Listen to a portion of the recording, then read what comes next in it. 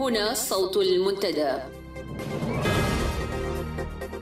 صوت المنتدى بث إذاعي يأتيكم يومي الأربعاء والسبت من كل أسبوع، وفي الأوقات من 8 إلى 9 مساء أيام الأربعاء، ومن 9 إلى 10 مساء أيام السبت بتوقيت إريتريا.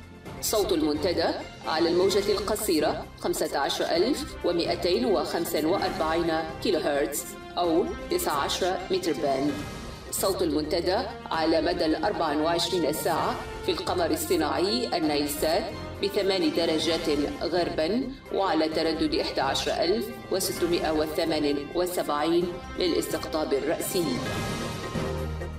صوت المنتدى إعلام مستقل وحوار وطني بناء.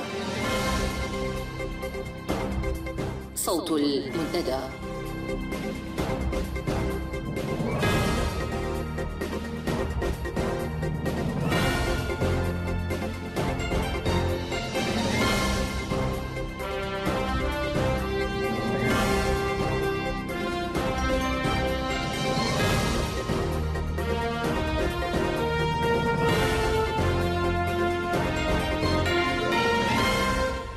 السلام عليكم ورحمة الله، وأهلا ومرحبا بكم في ساعة يوم الأربعاء 22 من إبريل.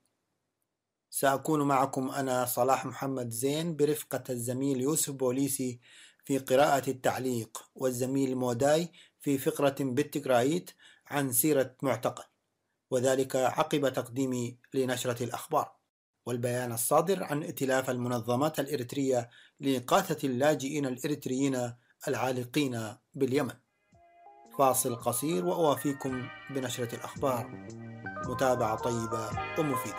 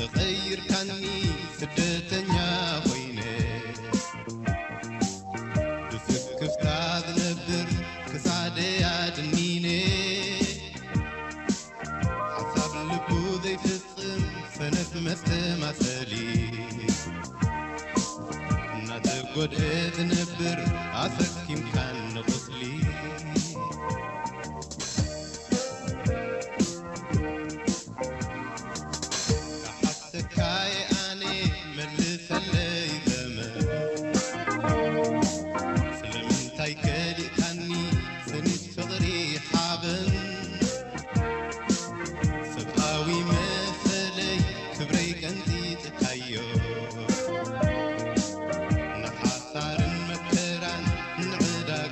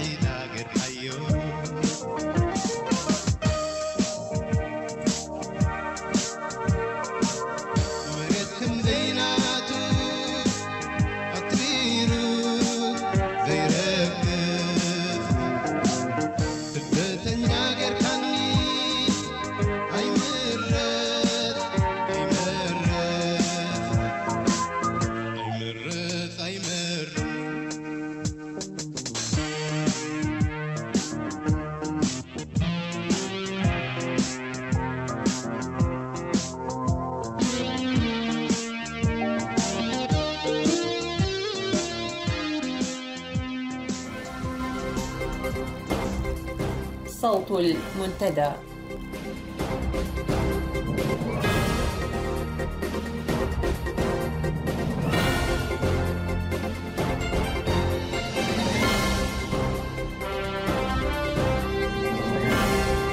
في هذه النشرة تشكيل ائتلاف المنظمات الإريترية لإغاثة اللاجئين الإريتريين العالقين باليمن.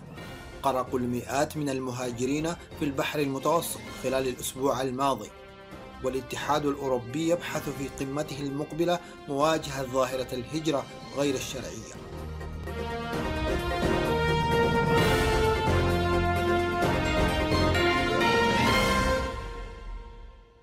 إلى تفاصيل النشرة.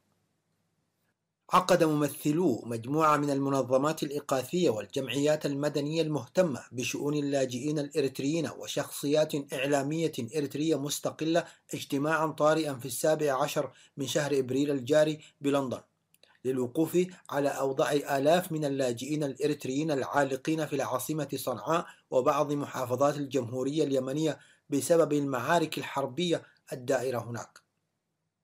وناشد ائتلاف المنظمات الإريترية لإغاثة اللاجئين الإريتريين العالقين باليمن، والذي تشكل عقب الاجتماع الطارئ، في بيان صدر عنه اليوم، ناشد دول تحالف عاصفة الحزم وعلى رأسها المملكة العربية السعودية الشقيقة على العمل لإجلاء اللاجئين الإريتريين إلى مكان آمن.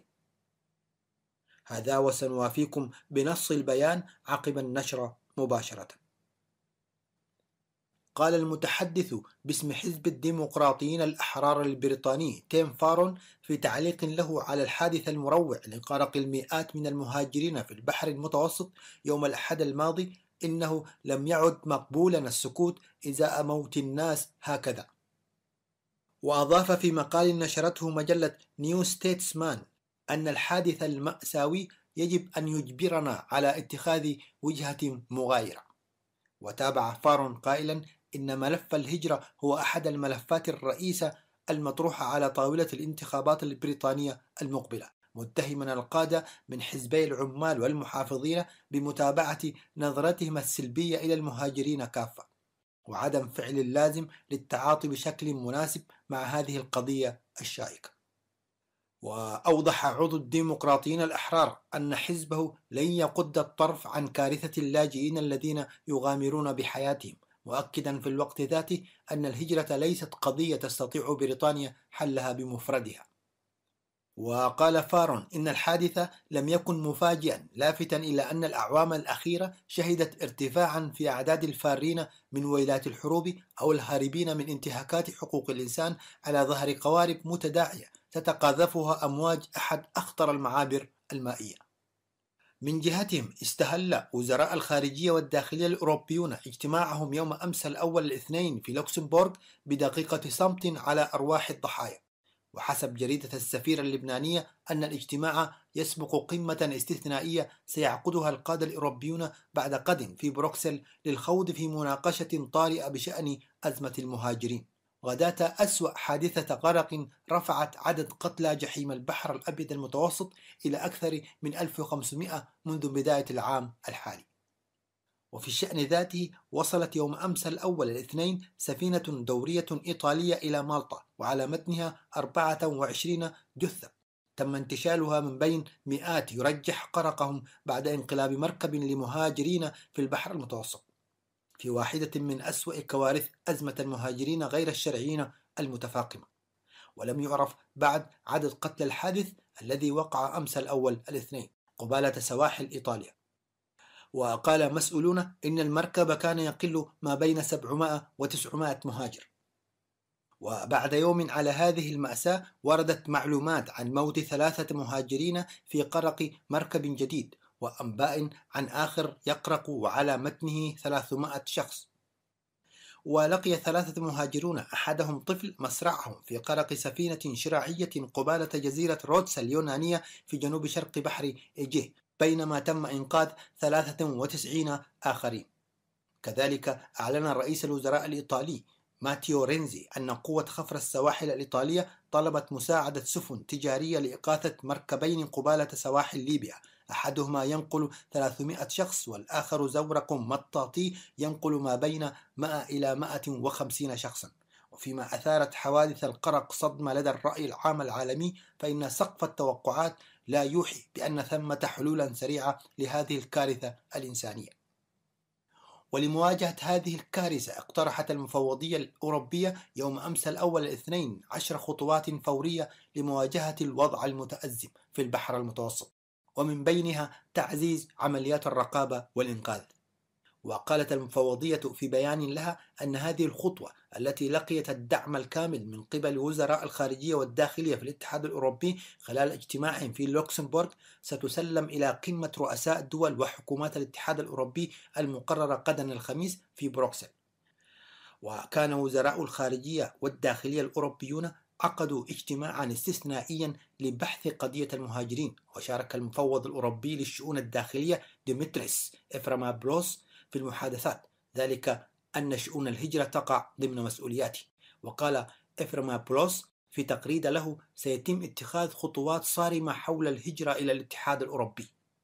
أما وزيرة خارجية الاتحاد الأوروبي فدريكا موغريني أشارت إلى أن لا مزيد من الأعذار لدول الاتحاد لعدم التحرك بعد كارثة غرق مركب المهاجرين الأخيرة في البحر المتوسط، مطالبة بخطوات فورية. ورأت أنه مثلما أثارت هجمات شارلي إبدو في باريس ردا مشتركا، فإن هذا الحادث يجب أن يولد الزخم ذاته لإيجاد سياسة مشتركة للهجرة. وتعهد وزراء خارجية الاتحاد الأوروبي ببذل مزيد من الجهود لوقف غرق المهاجرين في البحر المتوسط. وتضمنت الحلول التي طرحوها قبل دخولهم إلى الاجتماع دعوة بريطانيا لملاحقة المهربين في شمال إفريقيا، ومقترحا إيطاليا أيدته النمسا بإقامة مخيمات في الشرق الأوسط وأفريقيا حيث يستطيع الناس طلب اللجوء في أماكنهم، وآخر فرنسيا بتوسيع نطاق عملية تريتون الأوروبية التي حلت مكان عملية ماري نوستروم الإيطالية العام الفائت. وإلى جانب توصيات المفوضية الأوروبية ومقترحات وزراء الخارجية والداخلية الأوروبيون، قد ناقش قادة الاتحاد الأوروبي أفكارا أخرى، من بينها ما قاله رئيس الوزراء الإيطالي ماتيو رينزي بأن بلاده تدرس احتمال القيام بتدخلات محددة الأهداف ضد مهربي المهاجرين غير الشرعيين في ليبيا المسؤولين عن الزيادة الكبيرة في أعداد الذين يعبرون البحر المتوسط. ولكن رينزي استبعد احتمال فرض حصار بحري على ليبيا التي ينطلق منها آلاف من المهاجرين الراغبين بالانتقال إلى أوروبا، معتبرا أن هذا الأمر في حال حصوله سيقدم هدية كبيرة للمهربين. وفيما يتعلق بالقمة الأوروبية المرتقبة، أقر رئيس المجلس الأوروبي دونالد توسك بأن الوضع في المتوسط مأساوي، لكنه أضاف: لا أتوقع حلولا سريعة للأسباب الرئيسة للهجرة لأنها غير موجودة، ولو كانت كذلك لكنا استخدمناها منذ وقت طويل. وإذا كانت الحلول السريعة التي يتحدث عنها المسؤول الأوروبي غير موجودة، فإن كثيرين يؤمنون بأن الاتحاد الأوروبي يدرك الحلول الكفيلة بتنظيم الهجرة، لكنه لم يبدي حتى الآن أي إرادة سياسية للتحرك. وهذه الحلول مطروحة أمام القادة الأوروبيين منذ غرق مركب قرب جزيرة لامبدوزا الإيطالية قبل عامين، في حادثة أسفرت حينها عن مقتل 360 مهاجرا. وتقضي هذه الحلول بإنشاء طرق شرعية للهجرة ومكافحة المهربين في بلد انطلاق المهاجرين، وتزويد وكالة فرونتكس لضبط حدود الاتحاد الأوروبي بموارد مالية كافية، وتعديل القوانين الأوروبية المتعلقة بالتعامل مع المهاجرين واللاجئين. ولكن كل هذه المقترحات قوبلت بالرفض حتى الآن، وكان القسم الأكبر من القادة الأوروبيين واضحا جدا، حيث أكدوا أنهم يريدون تجنب أي مبادرة قد تعتبر دعوة مفتوحة للمهاجرين.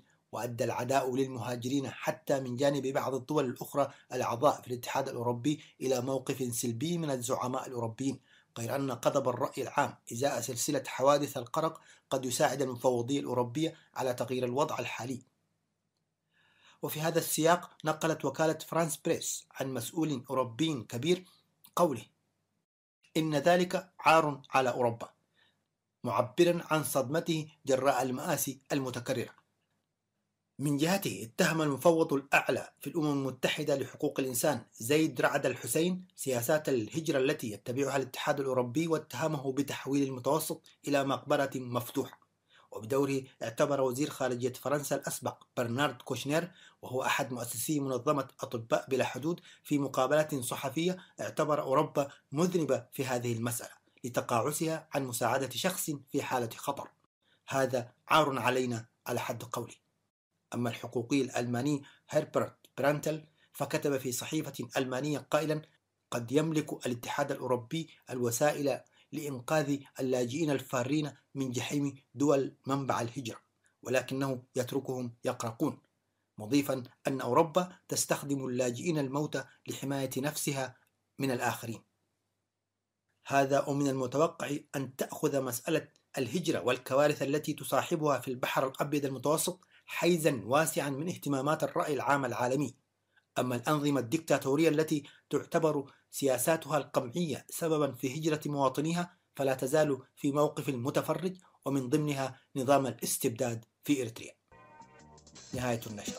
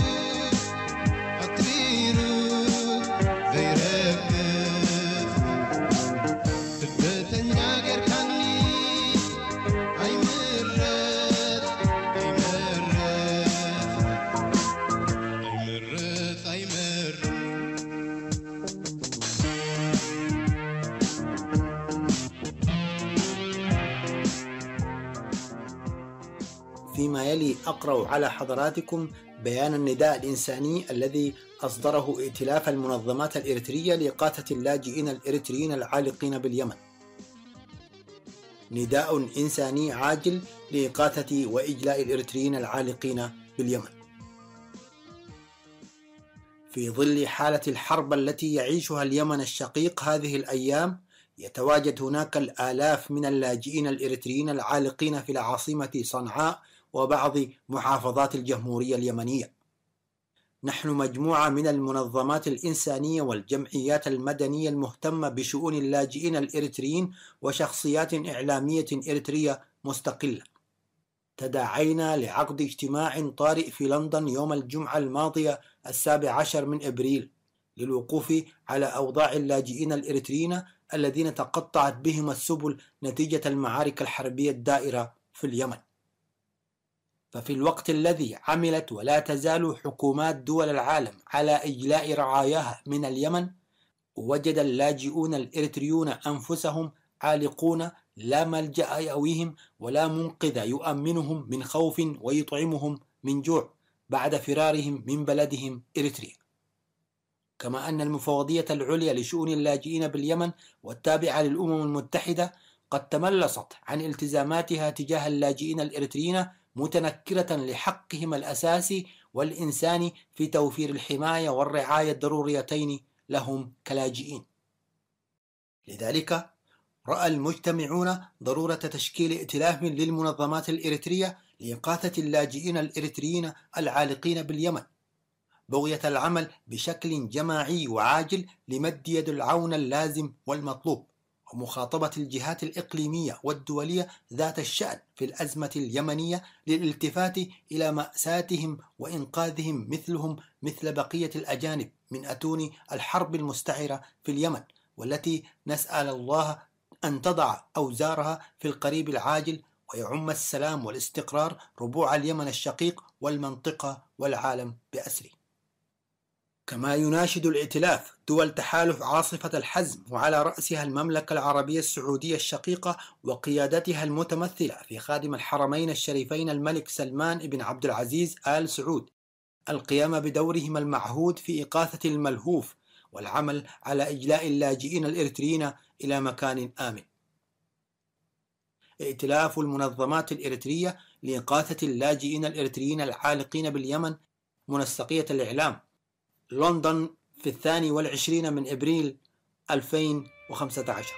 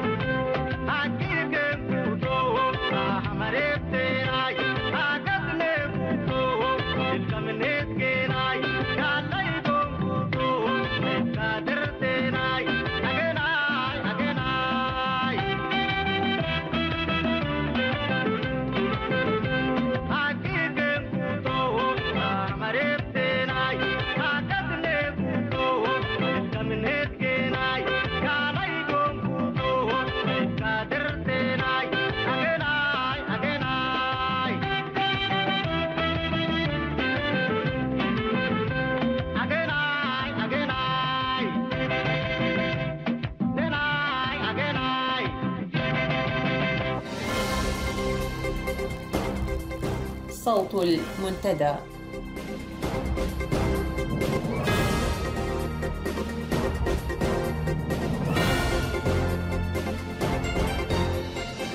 لماذا خرجت الأبواق من جحورها؟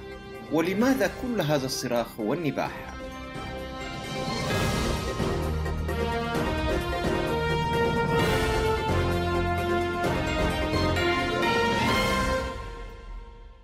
القمع والاستبداد تشكلان أهم ركيزتين في استمرار تسلط النظام الدكتاتوري، وفي المقابل تعتبر هاتين الركيزتين أهم أدوات الفكر الإقصائي واللاديمقراطي.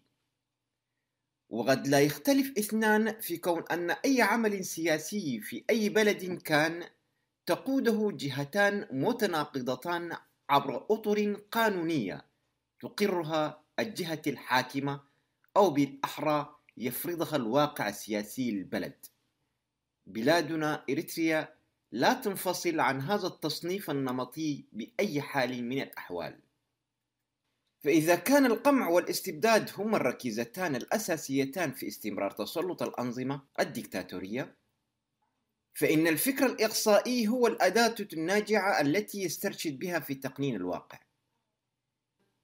في بلادنا يتهم النظام الدكتاتوري بالإقصائية لأنه يستحوذ على الحكم والثروة، ولا يتوانى في سبيل ذلك في استخدام كل الوسائل المتاحة وغير المتاحة. ولكن من مفارقات النظام التسلطي أنه لا يتورع في إسقاط كل الأقنعة في سعيه للحفاظ على حكمه. الملاحظ خلال الفترة التي تلت الحرب العبثية التي أشعلها النظام مع إثيوبيا الوياني كما يحلو له تسميتها، ودفع شعبنا ثمنا باهظا خلالها، رفع شعار الحفاظ على السيادة الوطنية واتخذه أداة إلجام وإسكات أفواه كل الشرفاء من أبناء هذا الشعب سواء في الداخل أو في الخارج، وقام بتعطيل كل المشاريع الوطنية وركنها في زاوية ضيقة بحيث لا يكون لها قائمة أو ذات منفعة تسهم في إطار تطور الوطن. وقام خلال هذه الفترة بتوظيف كل أبواقه الدعائية لترسيخ هذا المحتوى الأجوف لمعنى السيادة بين أذهان الناس. ولكن لنرى ماذا فعل النظام عندما تتعرض السيادة الوطنية للاعتداء الصريح من قبل إثيوبيا الوياني التي أصم أذاننا بها طوال السنوات الماضية. فقبل 3 سنوات قامت القوات الإثيوبية باجتياح الأراضي الإريترية بشكل علني، ونفذت هجومين في بحر أسبوع واحد داخل الأراضي الإريترية في مواقع مختلفة، واكتفت الطغمة الاستبدادية الحاكمة في إريتريا بالقول إن الهجوم على أراضي تقع ضمن السيادة الوطنية لن ينجح في استدراجها للمواجهة، وطالبت فقط الأمم المتحدة باتخاذ إجراءات ضد هذا العدوان، بينما تبجحت إثيوبيا بالقول هذا الهجوم جزء من خطتنا لاتخاذ إجراءات متناسبة تتضمن شن هجمات لردع إريتريا. وفي شهر مارس الماضي أكد موقع مقرب من الجبهة الحاكمة في إثيوبيا خبر نشرته صحيفة الصحافة السودانية في عددها الصادر في 21 من نفس الشهر أن الطيران الإثيوبي قصف مواقع لتعدين الذهب في إريتريا. وقال موقع تيغراي أونلاين إن طائرات تابعة لسلاح الجو الإثيوبي قصف منجم بيشا لتعدين الذهب ومعسكر ميعداغا العسكري في جنوب إقليم أكولوغوزاي، أي الإقليم الجنوبي حاليا. ولم يصدر أي بيان رسمي من الحكومة الإثيوبية أو النظام الإريتري، غير أن رئيس الوزراء الإثيوبي تسفماريام دسالي قال في معرض رده على أسئلة الصحفيين بصلف وغرور: لماذا تودون تأكيد قيام إثيوبيا بالهجوم في حين أن الذي يقال أنه تعرض للهجوم لم يشتكي بذلك بعد، في إشارة إلى الصمت المطبق الذي لاذ به النظام الاستبدادي حول واقعة الهجوم. أجل لم يشر النظام للاعتداء الآثم الذي تعرضت له البلاد سوى عبر أبواقه الإعلامية المنتشرة كالسرطان في مختلف بقاع العالم، أو عبر مسؤوليه الذين يتجولون لنفس سمومهم بين أوساط جالياتنا في الخارج، أو عبر تصريحات مباشرة للطاغية الذي يعكر صفو العباد بظهوره المتكرر في وسائل الإعلام المحلية المسخرة لتمجيده ليل نهار. وهكذا اختزل النظام الاعتداء على السيادة الوطنية في خانة الصمت والخنوع، لأنها باختصار لا تمس بشكل مباشر سلطته، وإنما كانت ضربات في مناطق نائية ونائية جدا عن المركز. فما الذي جد هذه الأيام؟ النظام وأبواقه ملأوا الدنيا ضجيجا وصراخا وتسابقا في نفي تهمة التعامل مع إيران والحوثيين في اليمن، حيث لا تخلو الصحيفة الوحيدة بالبلاد وهي إريتريا الحديثة هذه الأيام من مادة أو مقال يتناول الأوضاع في اليمن السعيدة التعيس عقب بدء ما بات يعرف في وسائل الإعلام بعاصفة الحزم، والذي يقوده تحالف إقليمي بقيادة المملكة العربية السعودية على الحوثيين في اليمن ومتعاونيهم. وكل المقالات والتعليقات التي تنشر بأسماء مستعارة في هذه الجريدة تهدف إلى نفي تورط النظام في دعم ميليشيات الحوثي ونفي علاقته المشبوهة واتفاقياته العسكرية مع جمهورية إيران الإسلامية، وهي الأخبار التي ظلت تؤكدها دوائر إعلامية واستخباراتية مهتمة بالشأن اليمني منذ فترة ليست بالقصيرة. هل هو السعي للاستفادة من الوضع المضطرب بالمنطقة بتحقيق بعض المكاسب الدبلوماسية والنفعية من حالة التأطير التي تعيشها؟ أم هو الخوف من ضياع السلطة؟ العديد من المراقبين يتحدثون عن أن النظام كان قطع أشواطا بعيدة في علاقاته بإيران.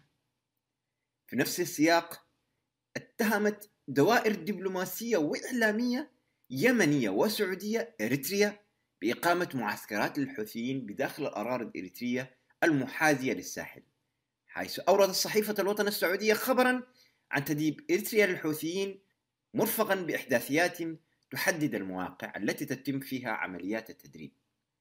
كما ذكرت مصادر دبلوماسية بسماح إريتريا لوفد سعودي أمني بزيارة لمواقع التدريب المذكورة، ولكنها لم تتحقق من صحة المزاعم، ولكنها فطنت بإخفاء النظام للمعلومات الصحيحة وإعادته انتشار القوات الحوثية إلى أماكن أخرى.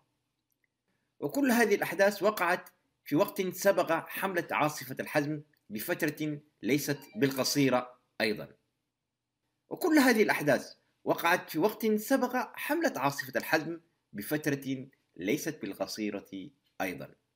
ويقال أيضا أن الخليجيين خاصة الجانب السعودي قد عبروا عن قلقهم من علاقة إريتريا بالأوضاع التي حدثت في اليمن عقب اجتياح الحوثيين لصنعاء ومناطق واسعة من البلاد بتوفير تسهيلات لوجستية لهم.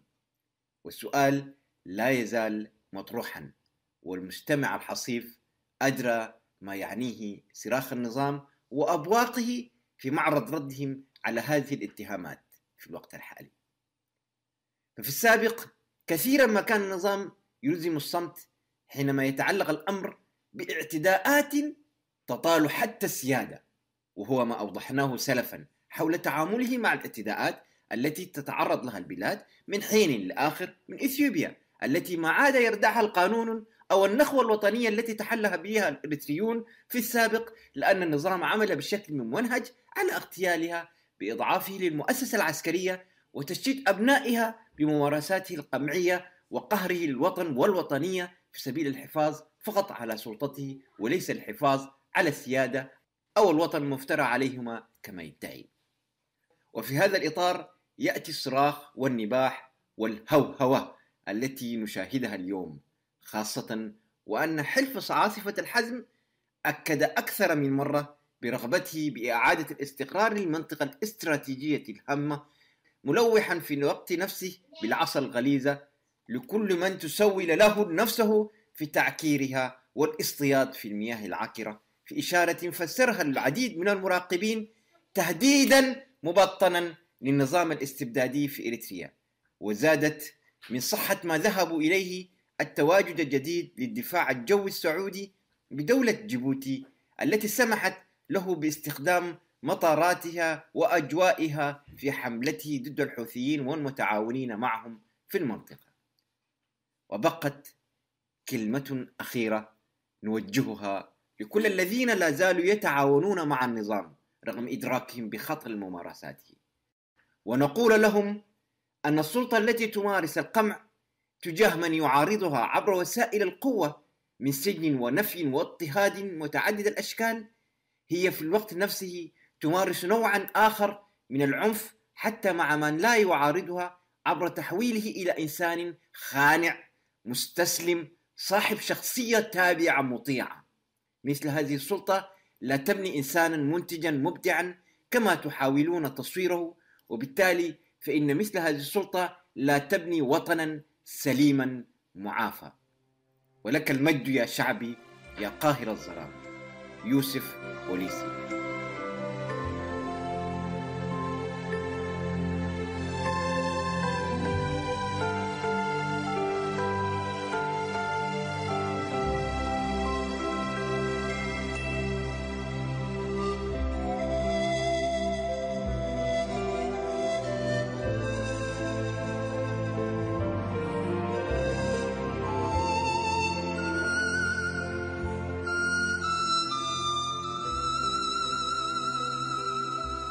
سنما سيام حيسام وحيسات متنسيت كرن منتدى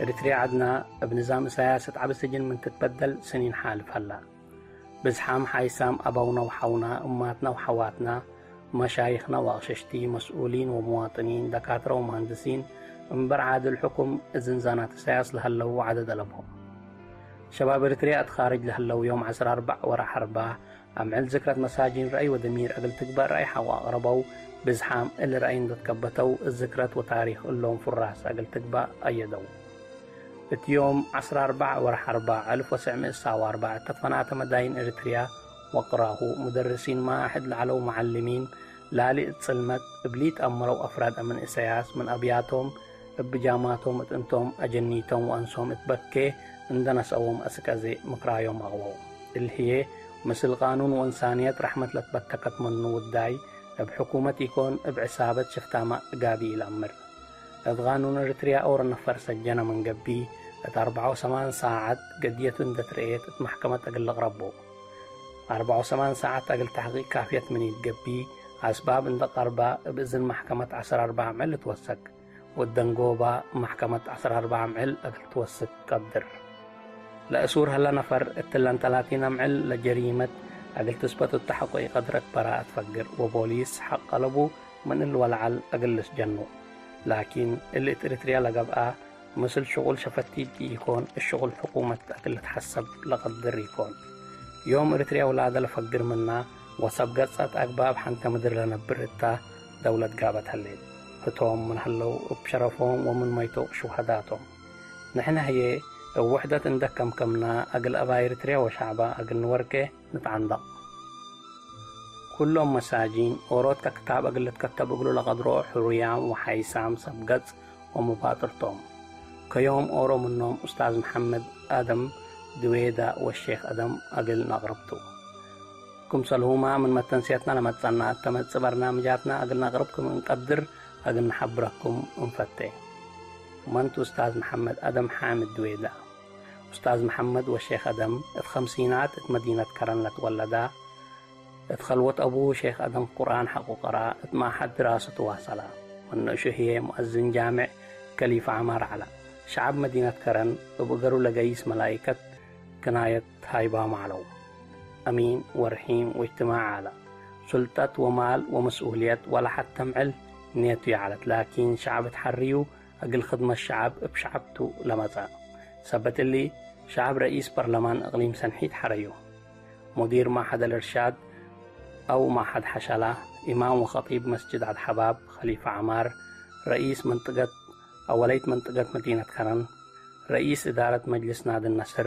رئيس جمعية تعمير مساجد كرن ودوايحة، وبعد اللي لمثل اللي كل هي بشعب لتحرقت ديكون وبقى نوسو لما تسوي على شعب حدسيو ونوسو حرفي على وغدم تحرير إدارة الشعب بشعب حقو بيلا درقي شعب رئيس قبل عد حباب حريو أستاذ محمد وبقى دبو فتوي ثبت على من فتاي وأباي بزو احترام ركب على أستاذ محمد أقل شعب قدم ديكون أقول روح من مال شعب اندناس كم تصروا أقل تجري حزا التأبوه لبنايا بيت نبر على اللي هي أكل أي أمين كمتو للا رأيتو اتوقت استعمار من ثوراتكم فدايين اندأتو اتدأ أباي لتكروا أستاذ محمد نأمر بيلو من قبي مانتو أو من آيات انتي للسأل بضمانة الأفقر يوم بزحامتو أورو من نوم اتلشد مدينة كران ومأمورية اندت لاكا اتقيس بكل اتجاه قوم اتلبلوت أور سراويت كلاشيناتو من دعمرو وحوطو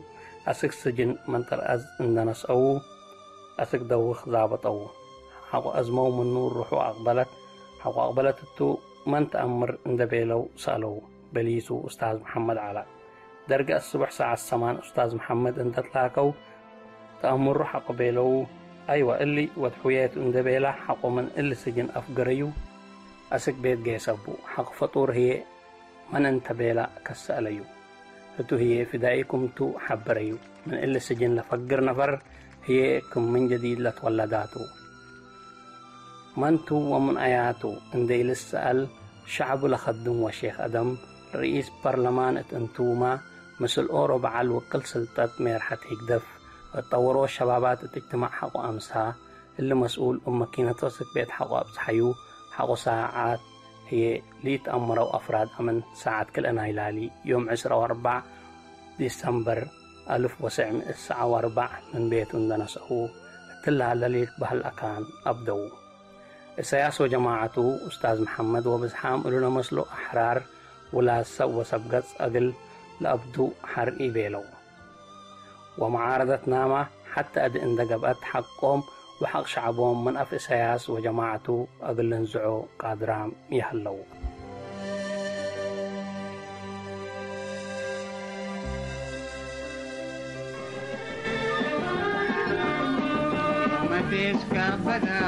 يوم تسكى بدا وخلاص جهاد مسار وصلت هرقتا يوم تسكى بدا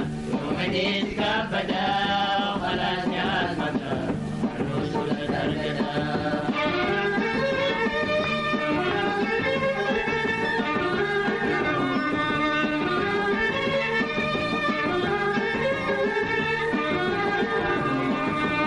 ربك الطيوم 5 الفرد بأمات عيسى يهود حاربها أبو محمد ويوم انتم حاربهم وأطهور اللعاد سالم ربي كفي وحبيب بلاد تعواد يوم دينك أبدا وخلاص جهاد مصر الرسل الأرقدا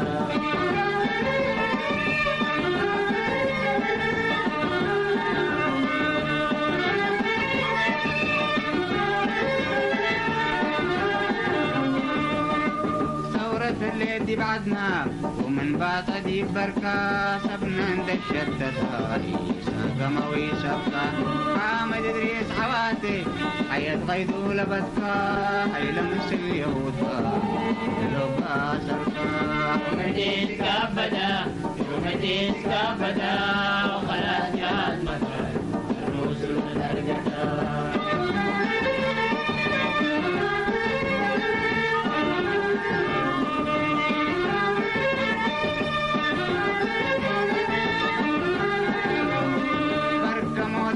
حسن مسكب حلنقة والقدين التافلات من عمرو مثل جنقرين حباب ماريا وتكليس المدى ومنسع وبلين والكم مثل حاروب وفاريا وبازين يوم دينك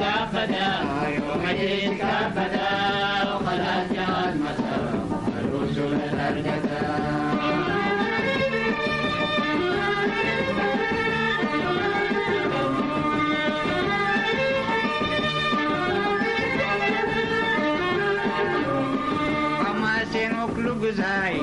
دوم يبسيط بحطار لغسونا مربات وسمهر وقبر الساورتا ودنكل كنا مسل قلنا بطار أين مسل استحمار بنساك البقر يوم الدين كابدا يوم الدين كابدا فلا جاد مثل الرسول ترددا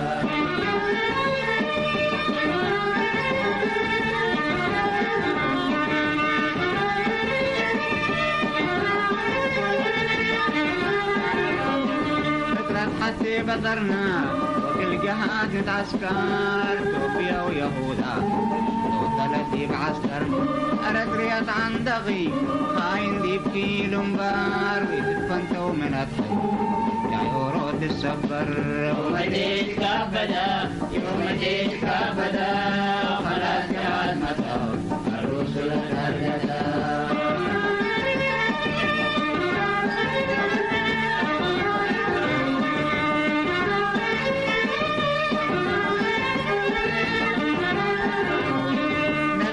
ربي حزوه بعالحق منه لتنسار أدريها مدر فيكم وكانت تتحذر عسكر يهود أمحر إن كايدهم وبقار رقب نديب ربي لتعدنا لتأثر يوم ديك أبدا يوم ديك أبدا خلاص جهاز مطار الرسل الهرجدا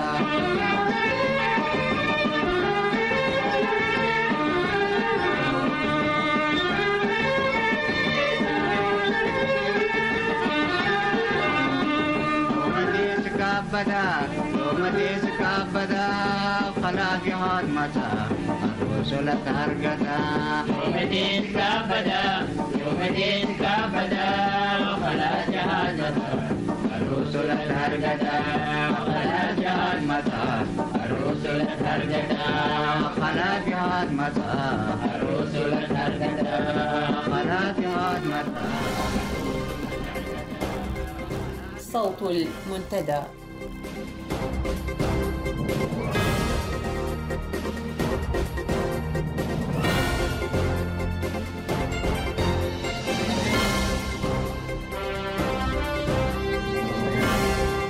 في هذه النشرة تشكيل ائتلاف المنظمات الإريترية لإغاثة اللاجئين الإريتريين العالقين باليمن.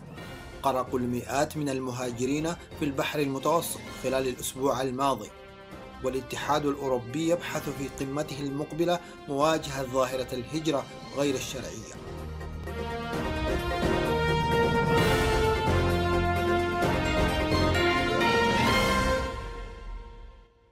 إلى تفاصيل النشرة. عقد ممثلو مجموعة من المنظمات الإغاثية والجمعيات المدنية المهتمة بشؤون اللاجئين الإريتريين وشخصيات إعلامية إريترية مستقلة اجتماعا طارئا في 17 من شهر إبريل الجاري بلندن للوقوف على أوضاع آلاف من اللاجئين الإريتريين العالقين في العاصمة صنعاء وبعض محافظات الجمهورية اليمنية بسبب المعارك الحربية الدائرة هناك. وناشد ائتلاف المنظمات الإريترية لإغاثة اللاجئين الإريتريين العالقين باليمن، والذي تشكل عقب الاجتماع الطارئ، في بيان صدر عنه اليوم ناشد دول تحالف عاصفة الحزم وعلى رأسها المملكة العربية السعودية الشقيقة على العمل لإجلاء اللاجئين الإريتريين إلى مكان آمن. هذا وسنوافيكم بنص البيان عقب النشرة مباشرة. قال المتحدث باسم حزب الديمقراطيين الأحرار البريطاني تيم فارون في تعليق له على الحادث المروع لغرق المئات من المهاجرين في البحر المتوسط يوم الأحد الماضي إنه لم يعد مقبولا السكوت إزاء موت الناس هكذا. وأضاف في مقال نشرته مجلة نيو ستيتسمان أن الحادث المأساوي يجب أن يجبرنا على اتخاذ وجهة مغايرة. وتابع فارون قائلا إن ملف الهجرة هو أحد الملفات الرئيسة المطروحة على طاولة الانتخابات البريطانية المقبلة، متهما القادة من حزبي العمال والمحافظين بمتابعة نظرتهم السلبية إلى المهاجرين كافة وعدم فعل اللازم للتعاطي بشكل مناسب مع هذه القضية الشائكة. وأوضح عضو الديمقراطيين الأحرار أن حزبه لن يقد الطرف عن كارثة اللاجئين الذين يغامرون بحياتهم، مؤكدا في الوقت ذاته أن الهجرة ليست قضية تستطيع بريطانيا حلها بمفردها. وقال فارون إن الحادث لم يكن مفاجئا، لافتا إلى أن الأعوام الأخيرة شهدت ارتفاعا في أعداد الفارين من ويلات الحروب أو الهاربين من انتهاكات حقوق الإنسان على ظهر قوارب متداعية تتقاذفها أمواج أحد أخطر المعابر المائية. من جهتهم استهل وزراء الخارجية والداخلية الأوروبيون اجتماعهم يوم أمس الأول الاثنين في لوكسمبورغ بدقيقة صمت على أرواح الضحايا. وحسب جريدة السفيرة اللبنانية أن الاجتماع يسبق قمة استثنائية سيعقدها القادة الأوروبيون بعد غد في بروكسل للخوض في مناقشة طارئة بشأن أزمة المهاجرين. غداة أسوأ حادثة غرق رفعت عدد قتلى جحيم البحر الأبيض المتوسط إلى أكثر من 1500 منذ بداية العام الحالي. وفي الشأن ذاته وصلت يوم أمس الأول الاثنين سفينة دورية إيطالية إلى مالطا وعلى متنها 24 جثة تم انتشالها من بين مئات يرجح قرقهم بعد انقلاب مركب لمهاجرين في البحر المتوسط، في واحدة من أسوأ كوارث أزمة المهاجرين غير الشرعيين المتفاقمة. ولم يعرف بعد عدد قتلى الحادث الذي وقع أمس الأول الاثنين قبالة سواحل إيطاليا. وقال مسؤولون إن المركب كان يقل ما بين 700 و900 مهاجر. وبعد يوم على هذه المأساة وردت معلومات عن موت 3 مهاجرين في قرق مركب جديد، وأنباء عن آخر يقرق وعلى متنه 300 شخص. ولقي 3 مهاجرون أحدهم طفل مصرعهم في قرق سفينة شراعية قبالة جزيرة رودس اليونانية في جنوب شرق بحر إيجيه، بينما تم إنقاذ 93 آخرين. كذلك أعلن رئيس الوزراء الإيطالي ماتيو رينزي أن قوة خفر السواحل الإيطالية طلبت مساعدة سفن تجارية لإغاثة مركبين قبالة سواحل ليبيا، أحدهما ينقل 300 شخص والآخر زورق مطاطي ينقل ما بين 100 إلى 150 شخصا. وفيما أثارت حوادث القرق صدمة لدى الرأي العام العالمي، فإن سقف التوقعات لا يوحي بأن ثمة حلولا سريعة لهذه الكارثة الإنسانية. ولمواجهة هذه الكارثة اقترحت المفوضية الأوروبية يوم أمس الأول الاثنين 10 خطوات فورية لمواجهة الوضع المتأزم في البحر المتوسط، ومن بينها تعزيز عمليات الرقابة والإنقاذ. وقالت المفوضية في بيان لها أن هذه الخطوة التي لقيت الدعم الكامل من قبل وزراء الخارجية والداخلية في الاتحاد الأوروبي خلال اجتماعهم في لوكسمبورغ ستسلم إلى قمة رؤساء الدول وحكومات الاتحاد الأوروبي المقررة غدا الخميس في بروكسل. وكان وزراء الخارجية والداخلية الأوروبيون عقدوا اجتماعا استثنائيا لبحث قضية المهاجرين، وشارك المفوض الأوروبي للشؤون الداخلية ديمتريس إفرامابلوس في المحادثات، ذلك أن شؤون الهجرة تقع ضمن مسؤولياته. وقال إفرامابلوس في تقرير له سيتم اتخاذ خطوات صارمة حول الهجرة إلى الاتحاد الأوروبي. أما وزيرة خارجية الاتحاد الأوروبي فيدريكا موغريني أشارت إلى أن لا مزيد من الأعذار لدول الاتحاد لعدم التحرك بعد كارثة غرق مركب المهاجرين الأخيرة في البحر المتوسط، مطالبة بخطوات فورية. ورأت أنه مثلما أثارت هجمات شارلي إبدو في باريس ردا مشتركا، فإن هذا الحادث يجب أن يولد الزخم ذاته لإيجاد سياسة مشتركة للهجرة. وتعهد وزراء خارجية الاتحاد الأوروبي ببذل مزيد من الجهود لوقف غرق المهاجرين في البحر المتوسط. وتضمنت الحلول التي طرحوها قبل دخولهم إلى الاجتماع دعوة بريطانيا لملاحقة المهربين في شمال إفريقيا، ومقترحا إيطاليا أيدته النمسا بإقامة مخيمات في الشرق الأوسط وأفريقيا حيث يستطيع الناس طلب اللجوء في أماكنهم، وآخر فرنسيا بتوسيع نطاق عملية تريتون الأوروبية التي حلت مكان عملية ماري نوستروم الإيطالية العام الفائت.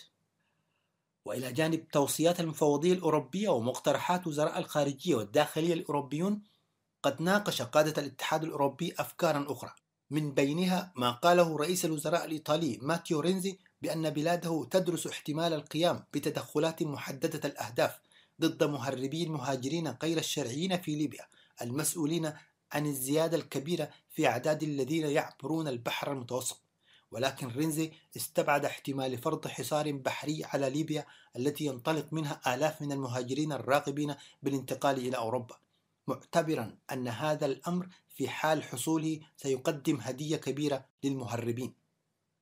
وفيما يتعلق بالقمة الأوروبية المرتقبة، أقر رئيس المجلس الأوروبي دونالد توسك بأن الوضع في المتوسط مأساوي، لكنه أضاف: لا أتوقع حلولا سريعة للأسباب الرئيسة للهجرة لأنها غير موجودة، ولو كانت كذلك لكنا استخدمناها منذ وقت طويل.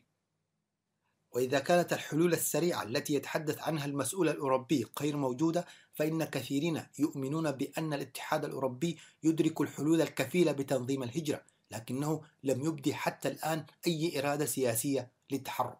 وهذه الحلول مطروحة أمام القادة الأوروبيين منذ غرق مركب قرب جزيرة لامبدوزا الإيطالية قبل عامين، في حادثة أسفرت حينها عن مقتل 360 مهاجرا. وتقضي هذه الحلول بإنشاء طرق شرعية للهجرة ومكافحة المهربين في بلد انطلاق المهاجرين، وتزويد وكالة فرونتكس لضبط حدود الاتحاد الأوروبي بموارد مالية كافية، وتعديل القوانين الأوروبية المتعلقة بالتعامل مع المهاجرين واللاجئين.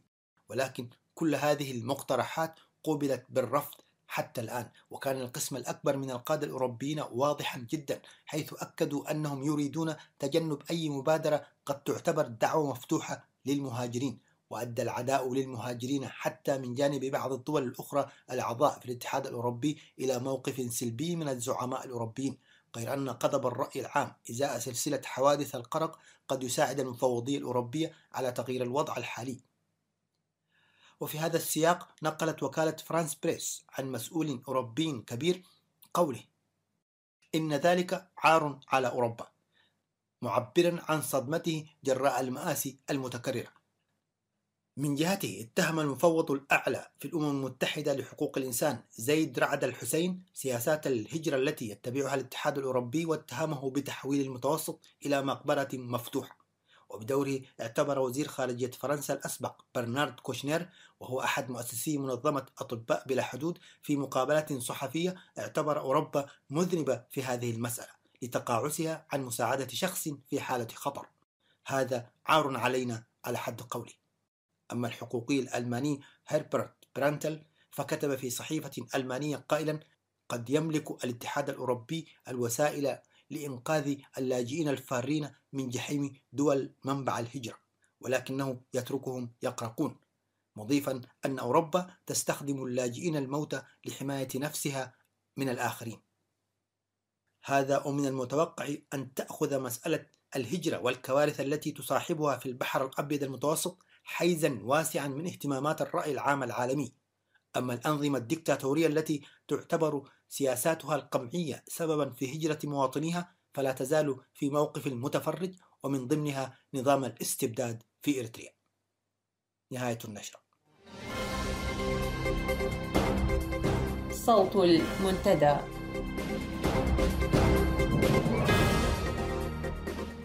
إلى هنا وصلنا وإياكم إلى ختام ساعة اليوم. شكرا لحسن استماعكم، وإلى لقاء جديد بمشيئة الله. ابقوا على خير وعافية.